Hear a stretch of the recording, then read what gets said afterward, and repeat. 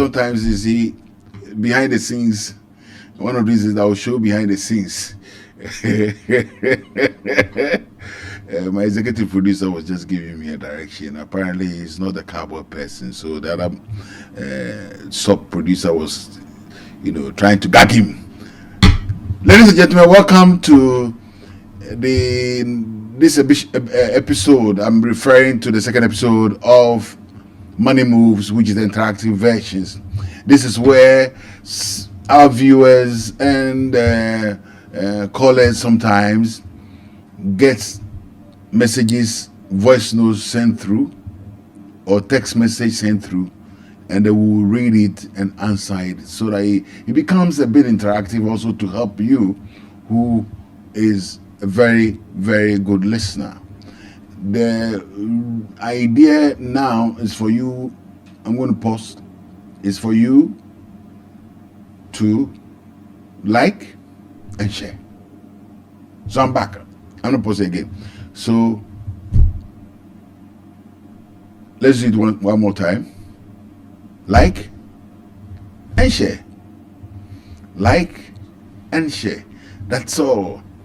And sometimes you can also comment. So, like we started last episode, let me play the audio question that has come through.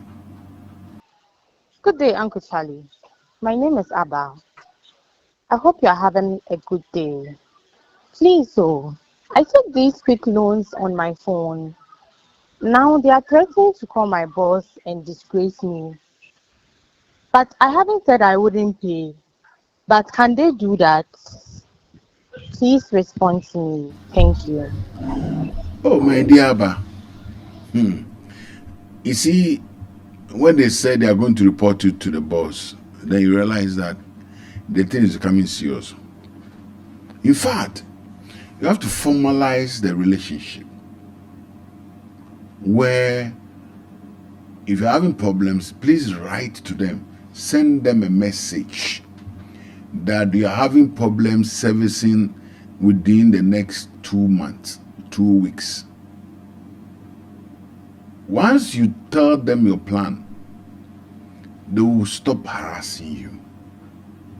But where you've gone to borrow from them and you are taking time to pay, and yet you are not paying when the time was due, naturally they'll use all the arsenals that they have, including text messages, including calling you.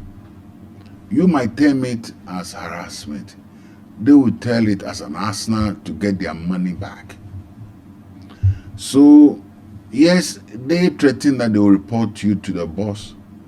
Let's avoid that, because sometimes the company doesn't like that.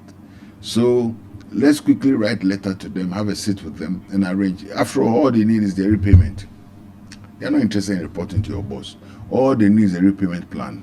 So have a sit down with them, and that's it. Just sit down with them and have an arrangement. I'm sure that they'll see inside for you, and you will enjoy. And indeed, I will have a good day once you take the advice that I've given you. Let's go to the next caller. Where are you? Where are you, next caller? Hello, good day, Uncle Charlie. My name is Phyllis and I'm calling from Awoshi. Please, I'd like to ask a quick question.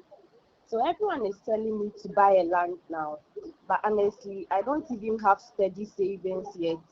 Should I try to force myself to buy the land, or I can keep renting until I get a more stable income?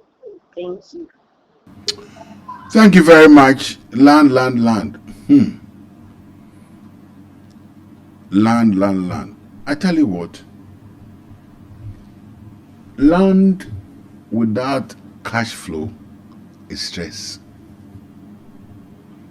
If you go and buy a land where you're going to spread the payment, because everybody is telling you, and you cannot support it on regular basis, it is stress, and you don't want to do stress, because stress has other implications.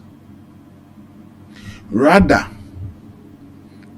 Save 3 to 6 months, have that emergency fund there as a fallback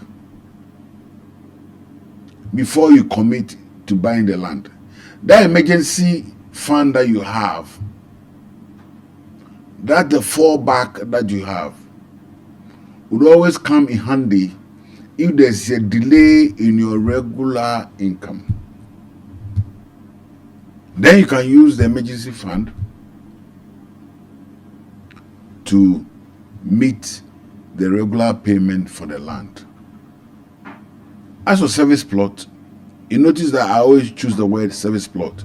I don't want you to go and buy some land somewhere that the area is not developed. You don't know when it will be developed, and then you have litigation coming through, and because you don't have money to complete it or to wall it, then somebody will sell part of the land somewhere, and then it becomes very murky. Around that time, you have invested so much into it. So always pay extra and do the service plot. It would help you. But please, just be stable first before you invest in the property or the land. So stability of your income is key. You got me? Stability of your income is key. Let me have the next question read to me. By Mami Dia. She says, I owe 3 different people plus a loan app. Should I just take one big bank loan, pay everybody off, and breathe? Well, right. So here it is that you owe people, you owe like 3-4 people, different companies. If there's an opportunity, like he said, if there's an opportunity for you to get a much bigger loan, whose application is not to utilize it for some other things, but rather to clear everybody off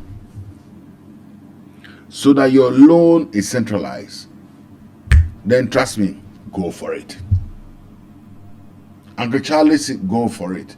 So where it is that you are owing persons, companies, one is 5,000, one is 7,000, and one is 15,000. So if technically each one carries the payment terms. When you add them up, let's give it for the sake of rough work, 27,000 cedis. Okay. So, but owned to 3 people. So somebody comes on board and say, I'll give you 30,000. These are the costs. Now the first thing you do is that now that you have this money, the objective is to go and pay all the individuals so that you centralize it. So that your negotiation powers is one. But I'll give you a trick. Once you have that comfort coming from a bigger loan to pay off, the first thing you do, take your time and negotiate with the people who are owing that if I'm coming to pay it off, what do I get in return? Some will scrap some charges, some will scrap some interest, some will scrap some things about it. You make some savings there. This one, it requires tactfulness. It requires certain skills. Seek guidance. I mean, I can give you guidance any day, anytime, when it comes to the real discussion on reducing your future interest payment and principal repayment. Because it's all about the source of funding. Maybe the person who is harassing you, or not harassing you, the small money that they are calling you, because their base is small. Once the base is small, they cannot, you get me? They cannot continue that way. But you need to have a bigger base. So if somebody is coming in with a bigger base and bigger source of deposit and is spreading the payment, so be it. It will help you. Yeah? So it's a good idea, and I want you to go. Let's go for the next question. All right, Uncle Charlie, on our last question, this is from Mr. Fuji. He says, my pay slip shows tier 2 and tier 3 deductions, but HR is saying times are hard. So they haven't been paying it. Uncle Charlie, what do? I don't want to lose my job. Okay. Thank you very much. This is a major problem. This is a major problem. You see, sometimes through no fault of yours, the company that you work for,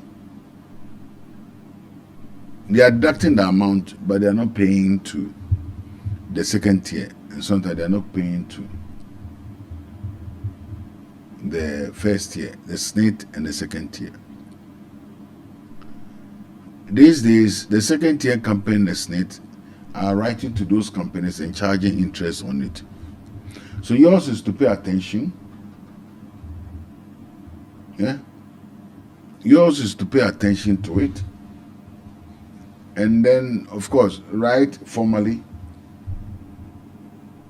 to the second tier company to check whether your company has been paying. You may ask the HR department, which you said, you ask the HR department, and they say things are hard. Yes, it's an acknowledgement that things are hard. Something will be done about it. So as long as there's paperwork recognizing that there's an outstanding payment that has to go to second tier trustee company and the SNIT, you know, no wahala. It means that they've committed to pay. It is where you don't have any records of it or knowledge of it, and then ready for pension, and by the time you are ready for pension, then wahala comes in. So please have some documentation in place, do some letters and exchanges, because don't wait till you are ready to go on pension. You have to do it on a regular basis. I reckon that you should do it every 3 months. Very important, every 3 months. Indeed, if it's 6 months that the company hasn't paid your social security and things, Charlie, find a way to look for alternative business or another company, because your future is being denied. I won't mix my words on that. If for 6 months there's no hope, then there's a bit of a challenge. There's a bit of challenge. So in other words, you are suffering now, and you will suffer in future. So you better off jumping the ship, looking for alternative to move on. But if you are so hopeful that it will go well, then check the numbers. Check the numbers. If the numbers are going down, but it's getting worse almost every month, you can't deny your future. Very important. You can sacrifice present for your future, but for the contribution payment to SNIT and the trustee is your future. If that one is not going, that means that you are sacrificing now. Your future is even bleak. Thank you very much. Let me see what I have. Last question. This is by Mr. Ajaman. He says, Uncle Charlie, be honest. Okay. Should I tell my partner exactly how much I earn? Okay. Or should I round it down small? Okay. Right. You know why I'm laughing? This is a very, very, very interesting question. Because we are talking about transparency in marriage and sharing pay slips.